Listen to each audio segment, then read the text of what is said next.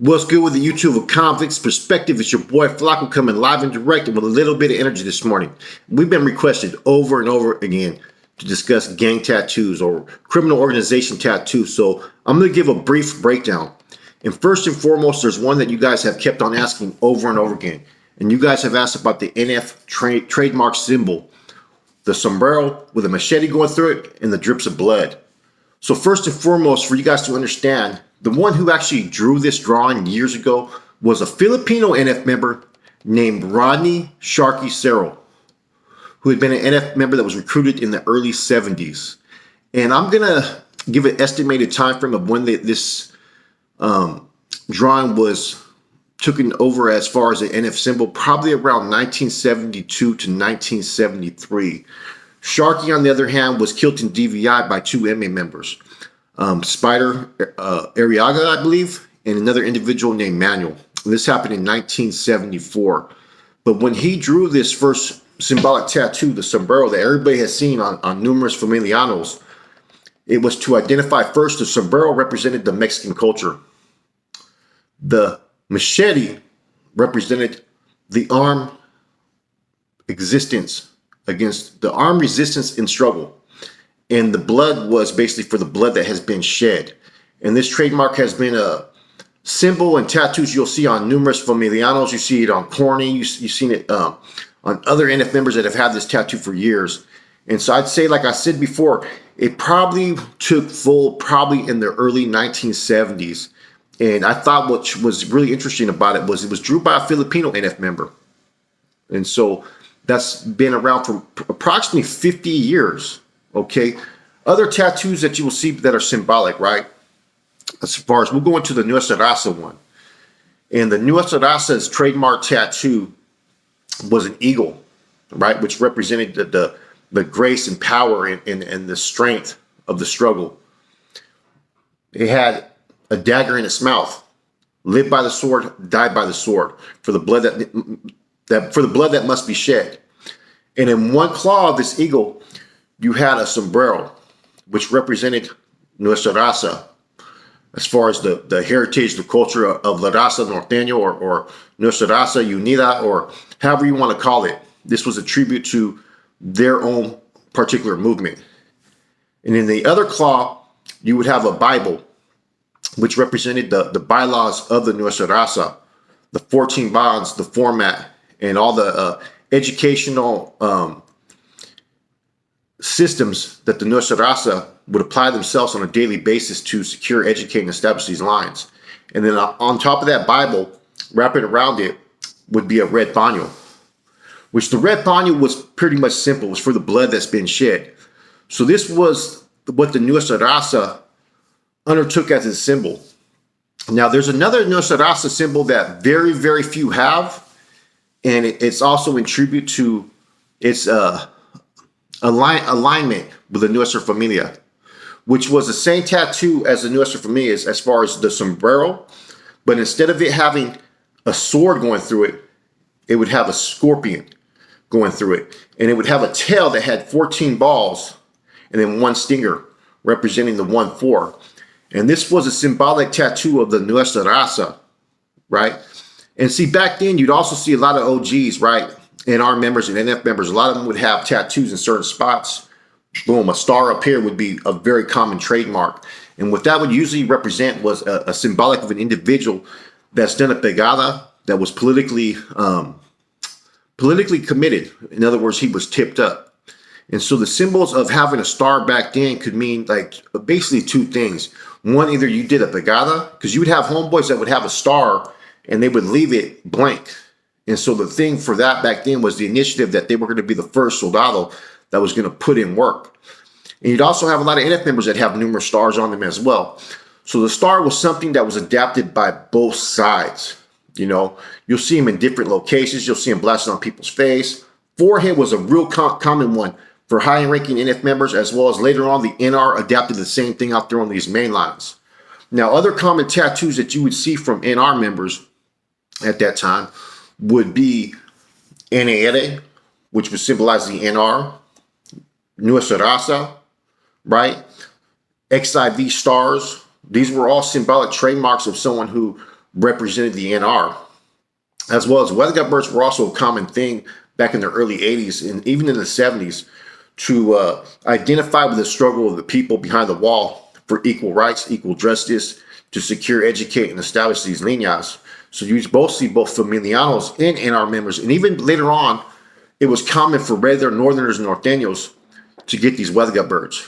I remember back in the days, if you showed up to a facility and you had a star, you'd be questioned because that star basically was symbolic that you were politically obligated or that you had put in work. So if you had stars on there, I seen one time there's an individual that came into Solano, and this was in the 90s, and they had a bunch of stars on them, and they were questioned, like, how did you earn this star? What do you represent? And they hadn't put in no work yet. So it was required of them either to get their estrellas covered up or to put in the necessary work to earn that what they have coming, right? And you see all kinds of different common tattoos. You'll see Farmedo, you'll see 14, 114% Buster would be common. I have 114% Buster, and what that was basically a comment that the MA used to, in Sureños used to call anybody from up north that we were sod busters, like Farmeros. Or they also used to make that comment because we aligned with a lot of Africanos, and on the yards, as far as within the political structure, we shared the yards with a lot of Africanos. So a derogatory remark down south would be the word buster. But technically, the word buster was used to be sod buster, and it was a direct remark based upon the fact that we're from Northern California, and it's really a lot of rural areas and farmeros out that way. So these are the common tattoos that you would basically see within in the NF and NR. Now, you'd also see some black dragons, you know what I'm saying, with the guns at the top of the head, which was symbolic of the BGF, the Black Guerrilla family. And you also had a lot of old school NF members that have that same tattoo that have been around since the 70s. Like, I believe Cuete has it and Pinky has it. And that just goes to show the strength of relationship that the NF and BGF used to have at that time, right? Now, going into other groups, as far as the Mexican Mafia, you know what I'm saying? You'll see a lot of different tattoos on them that are basically just out there on Front Street. And one of their most common tattoos would be either, of course, MA, right? Mexican Mafia. But one common symbol would be that black hand that you would see on them, which was their trademark. You know what I mean? As far as they took that identity in different things, different ways. And I think a lot of it had to do with the Mano Negra, which came from basically from the Italian culture. As if you notice within all these organizations, NF included, they brought a lot of symbolic trademarks from the Italian mafia and applied it to within their own organizational structure. You know what I mean? As far as the lieutenants, the captains, and all that. And even they used to have like underbosses and street crews and stuff like that that are kind of symbolic of how the Italian organizations operate, right? Now, the AB, we have a lot of different tattoos when it comes to the AB that are kind of symbolic. The shamrock with the 666. A lot of them used to have that rope, like a noose, tattooed on them. And they used to have a lot of racist tattoos, Nazi signs and like that. But the most common one for the AB would be the shamrock. Or you see just a straight up AB or the brand on them. And that would be the common AB tattoo. NLR, the Nazi lowrider, their most common tattoo was, because we already know the NLR started around I think the late 70s or early 80s. And it was basically a lot of whites from down Southern California that had aligned with a lot of the Sureños. I believe in the 80s it started, to be honest with you. I needed to cross-check some records on that. But one of their most common tattoos was NLR, Nazi lowriders. Whereas they started as a little U faction in YA, a lot of them ended up going to prison, and they ended up to spread out. And see, the thing with us, it wasn't until the 90s to where we put an implementation that no NLR would walk our yards, where we started to take them in consideration as a organization that was, they've always had a power struggle with the AB, falling under the AB's umbrella. The way the AB operates today is not how it was in the 90s. AB did not have a really stronghold presence on its members out there on the main lines. And so the NLR was pushing its own agenda out there and creating their own little organizations, and even had their own little street crew operations and the drug trade that they were involved in. So once we put a green light on the NLR, right, which anybody who knows who's been a functioning NF member or a functioning NR member, or even a functioning Norteño back in the day, and has been well schooled and educated, we had a set standard procedure within the collective, within the movement, and that was we were not going to let any of the main organizations that we had issues with, like the AB, the MA, NLR, or anyone that really strongly was a strong sympathizer, walk our main lines. So anytime we were able to identify a target, whether they we also used to use the term SSG, Southside Government, and like I discussed before, a lot of that was the SSG did exist, but our whole interpretation of it may have been a little bit different than what it really was, because in our mind we thought that they were the answer to the NR, the Nuestras, and that they were basically another sub-faction farm team that was under the MA1. In fact, what the SSG was a group of guys who started their own little collective out there around 91, 92, I believe, and had their own little political structure, you know what I mean, to take over the streets and to have their own mainline push and to have their own prison politics. So, but in our mind, we consider them MA sympathizers. So anyone who fell into these categories, we would have removed off these yards. And so we'd be looking for certain tattoos. We'd be looking for shamrocks, right? We'd be looking for black hands. And anything that we've seen that's symbolic, and by their conduct and their actions, we'd remove. And so what ended up happening with the NLRs is one of their things with their tattoos, just like the NF and the NR and all that, you have to earn certain tattoos. The NLR would have to earn each letter. So anytime we'd have an NLR or a potential threat that came and they had an N or they had an NL on them, they'd be the first one to go off top because they were deemed an opposition threat. And so that was one of their common tattoos. Now, as far as the alleged SSG, or they had different tattoos that we were told back in the days. They had the crown that had a circle around it. They had government tattooed on them. They had different things, you know what I mean, that we would look for to identify them as potential targets. But what we've come to later on to find out is, you know, within the MA's rank and file, they dismissed anybody who's tried to uprise against the MA or NF and create their own little movements or organizations that get shut down. So the MA basically does have a set procedure of individuals that are under them. You know what I mean? Like you have the Camaradas, which are basically sureños, but they're basically strong sympathizers to the MA. I mean, a lot of them will either hold down positions as far as for an MA member out there in the streets. They'll take care of business. They'll be a secretary for an MA member. There's different positions that a Camarada has earned. A lot of times it's based upon the work that they put in. And so one of their common tattoos for a Camarada is to put that G shield on them. As we already know, it's a Mexican shield, and it almost looks like a G. So that's a common tattoo. And they're almost in a sense like, how do you say it? They're not NR members or like how Nuestras was, but they were strong sympathizers. And like we already know, like the set procedure, you have Camaradas, you have Sureños, and you have residents. And those are just different titles that the MA has adapted for their own people. And so these are the tattoos that you'll look. And of course, we already know the basic tattoos for Sureños. You know, Trece, Sud, Southsider. All these are just symbolic tattoos. And a lot of times people just put on their neighborhoods. You know, if you're a Sureño, you're going to have, you know, Los or whatever it is, Maravilla, San Bernardino, and Logan Heights, whatever these areas may be. That's a lot of times how you can identify where someone's from. And so you want to get acquainted to certain neighborhoods that are from down south. So therefore, when you see someone drive up, you can pretty much base where they're from.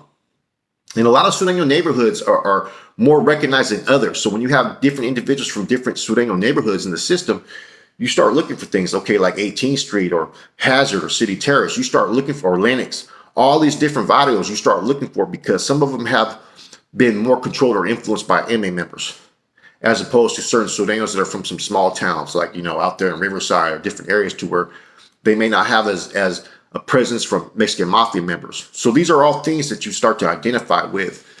Now, with the BBs, I've discussed this before, the Border Brothers, they would have a tattoo sometimes, 22, which would basically represent the BBs. And a lot of times they would just have BB on them.